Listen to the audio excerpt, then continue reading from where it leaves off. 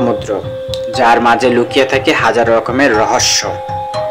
সেই রহস্যে নাবিক বলে, পথ কোথায়? লাইট হাউস দাঁড়িয়ে থাকে সর্বক্ষয়।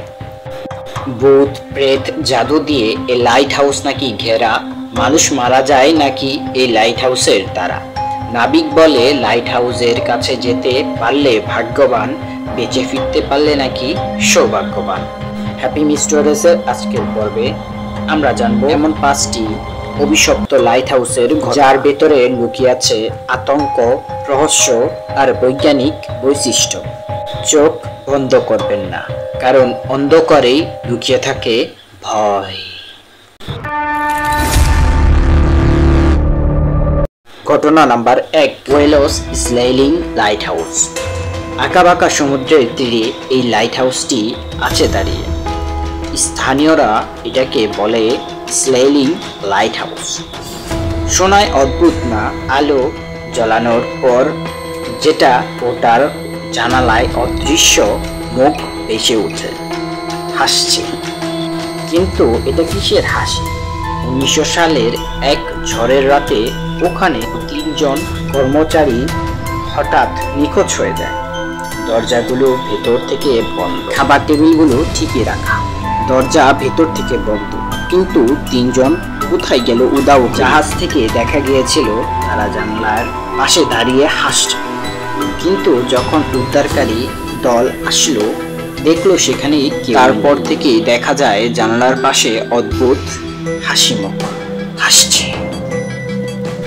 ঘটনা নাম্বার 2, ওরেগন টেরস হাউস। ওরেগন জেলায় একে বলে টেরস হাউস।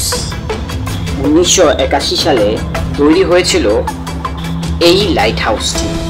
কাজ চলাকালীন সময় 23 জন শ্রমিক মারা যায় আর পাথর ধসে পড়ার কারণে তাদের মৃত্যু হয়।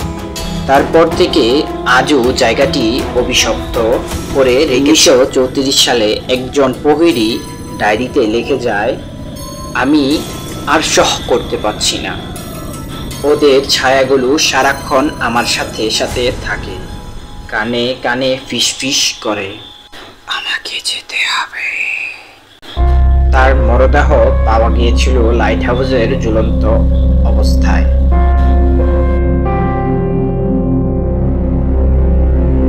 ঘটনা নাম্বার 3, স্কটল্যান্ডের ফেলোনার দ্বীপপুঞ্জ সবচেয়ে রহস্যময় কাহিনী। স্কটল্যান্ডের যে এই লাইট হাউসটি 1900 সালের ডিসেম্বরে 3 জন প্রহরী দায়িত্ব ছিলেন এখানে। কিন্তু পরদিন সকালে দেখা যায় লাইট হাউসের বাতি নিভে গিয়েছিল।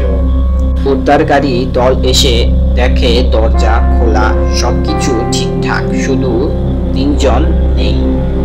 তাদের শেষে নোটবুকে লেখা, আজ সমুদ্র অভিশপ্ত, বাতাস অদ্ভুত শব্দ।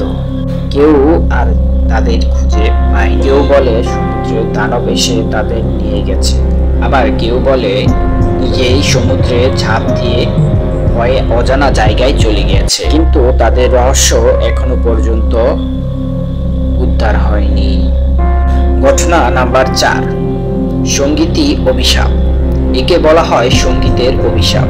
ওখানে এক প্রহরী স্ত্রী প্রতিদিনই পিয়ানো বাজাতে। হঠাৎ একদিন তার স্ত্রী লাইট হাউসের ভেতরে দম আটকে মারা যায়।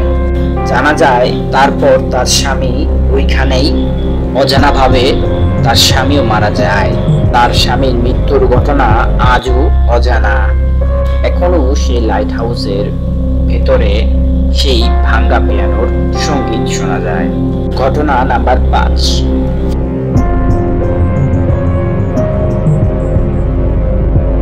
Fiji light house. সেখানে নাকি ভয়ানক ডাক শোনা যায়। ফিজি সমুদ্রের পথে জাহাজিরা ওটাকে বলে রয়্যাল ডাক। প্রায় ঘন কুয়াশার পথ হারানোর জাহাজগুলো এই লাইট হাউসের আলো দেখে কাছে যায়, কিন্তু কাছাকাছি গিয়ে দেখে কেউ নেই। শুধু ভেসে আসে পানির নিচ থেকে ফিসফিস আওয়াজ, এদিকে এসো, এদিকে এসো। যারা যারা ওই লাইট হাউসের দিকে গিয়েছিল তারা এখনো পর্যন্ত আর ফিরে আসেনি। লাইট হাউস শুধু আলো দেখায় না, কখনো কখনো অজানার দিকে আমাদের নিয়ে যায়। যখন সমুদ্র পদযাত্রা করবেন, বের হবেন সাবধান, কারণ আলো শুধু আপনাকে বাঁচাবে না, তা আপনাকে মৃত্যুর দিকেও ঠেলে দিতে পারে। আপনার মতে কোন লাইট হাউসটি সবচেয়ে ভয়ঙ্কর, তা আপনি কমেন্ট করতে ভুলবেন না। এমন ভয় আর রহস্য ভরা সত্য ঘটনা পেতে লাইক করে দিও প্রিয়, আর সাবস্ক্রাইব। ধন্যবাদ। আর হ্যাপি মিশরের সাথে সাথে সবসময় থাকবেন।